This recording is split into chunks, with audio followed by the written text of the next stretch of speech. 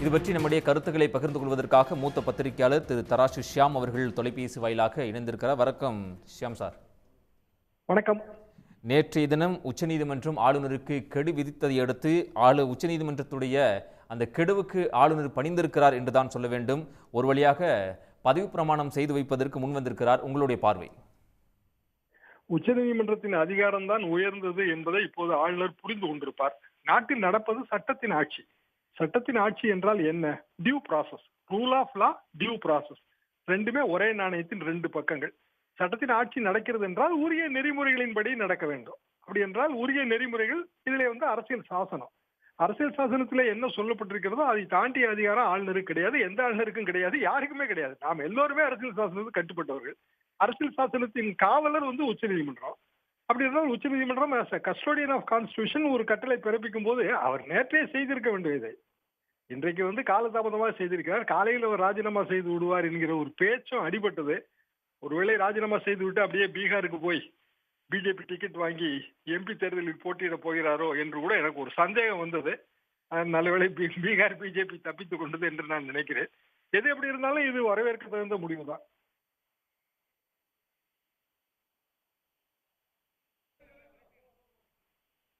உச்சநீதிமன்றம் குட்டு வைத்தால்தான் நான் தமிழ்நாடு அரசுக்கு தகுந்த வழியில் செயல்படுவேன் என்கிற நோக்கில் தான் ஆளுநர் செயல்படுகிறார் என்று எடுத்துக்கொள்ளலாமா?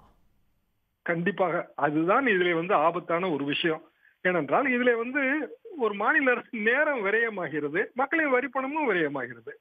அப்படி இருக்கும்போது ஒவ்வொரு முறையும் உச்சநீதிமன்றத்துக்கு சென்றுதான் நிவாரணம் பெற வேண்டும் என்கிற நிலை நீடிப்பது ஜனநாயகத்திற்கு நல்லதல்ல. ஆளுநர்கள் அவர்கள் மாண்புகளின்படி செயல்பட வேண்டியவர்கள், அரசியல் சாசனத்தின்படி செயல்பட வேண்டியவர்கள். ஒரு ஆளுநர் இப்படித்தான் இருக்க வேண்டும், ஒரு குடியரசுத் தலைவர் இப்படித்தான் இருக்க வேண்டும் என்பதற்கு பல மாண்புகள் இருக்கின்றன. அரசியல் சாசனம் தெளிவாக சொல்கிறது. அதன்படி செயல்படுவதிலே அவருக்கு என்ன சிரமம் இருக்கிறது? அதாவது அரசியல் சாசனப்படி உயர்ந்த பதவிகளை வகிப்பவர்கள் மீது விமர்சனங்கள் எழுவதும் ஜனநாயகத்துக்கு நல்லதல்ல. குடியரசுத் தலைவரை பற்றிய விமர்சனங்களோ ஆளுநர்களை பற்றிய விமர்சனங்களோ எழுவது ஜனநாயகத்துக்கு நல்லதல்ல.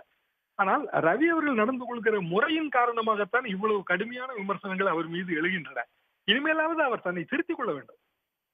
தம் மீது கடுமையான விமர்சனங்கள் எழுகிறது என்று தெரிந்தே கூட மீண்டும் மீண்டும் அதே தவறை ஆளுநர் செய்வதற்கான காரணம் என்னவா இருக்கும் நீங்க நினைக்கிறீங்க? ஆளுநர் அவர் தனிப்பட்ட முறையில் தனது பாப்புலாரிட்டி இதில் இருக்கிறது என்று நினைக்கிறார். ஆனால் எந்த இடத்தில் தவறு செய்கிறார் என்றால், வில்லன்களும் கூட பாப்புலர் தான். எம்ஜிஆர் பாப்புலர் என்றால் நம்பியாரும் பாப்புலர் தான். ஆனால் ஒரு வில்லன் கதாநாயகன் ஆக முடியாது. ஆளுநர் என்னதான் இருந்தாலும் மத்திய அரசின் பிரதிநிதி, மத்திய அரசால் நியமிக்கப்படுபவர். அவர் மாநில அரசோடு எப்படி போட்டி போட முடியும்? மாநில அரசு மக்களால் தேர்ந்தெடுக்கப்படுவது, மாநில அரசோடு போட்டி போடுவது அல்லது மாநில அரசுக்கு முட்டுக்கட்டை போடுவது, இப்படி இவர் செயல்படுகிறார். நீங்க வேண்டுமானால் பாருங்கள், அடுத்த ஒரு வாரம் கழித்து வேறு ஏதாவது ஒரு சர்ச்சையை கிளப்பி விடுவார்.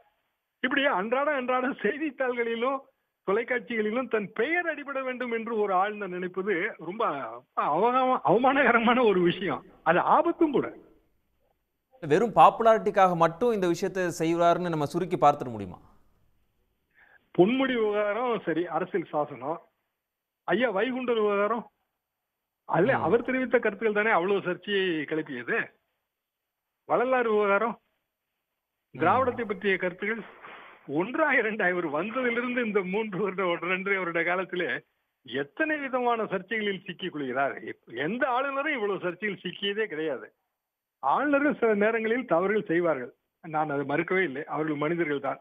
ஆனால் தவறுகளை பிழைகள் என்று சுட்டிக்காட்டினால் திருத்திக் கொள்வார்கள். ஒன்று விமர்சனங்கள் எழலாம், அல்லது மத்திய உள்துறையை அந்த பிழையை சுட்டி காட்டலாம். இப்போது கூட காலையில் அவர் பதவி பிரமாணம் செய்து வைக்கிற மனநிலையில் இல்லை என்றுதான் சொன்னார்கள். ஆனால் மத்திய உள்துறை அவருக்கு அறிவுறுத்தி இருக்கும் என்று நான் நினைக்கிறேன்.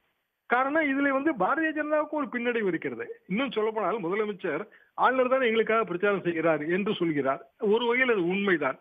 பாரதிய ஜனதாவின் ஓட்டு வங்கி கொஞ்சம் இருப்பதையும் கெடுப்பது ஆளுநர் தான். கன்னியாகுமரியே அதுக்கு உதாரணம். ஐயா வைகுண்டரை பத்தி அவர் தெரிவித்த கருத்துக்கள் பாரதிய ஜனதாவின் ஓட்டு வங்கிக்கு தானே வேட்டு வைத்திருக்கோம். ஆக இந்த ஆளுநர் இவர் இப்படித்தான் இருப்பார் என்பது என் கருத்து. காரணம், இவர் நாகாலாந்திலும் இப்படித்தான் இருந்திருக்கிறார்.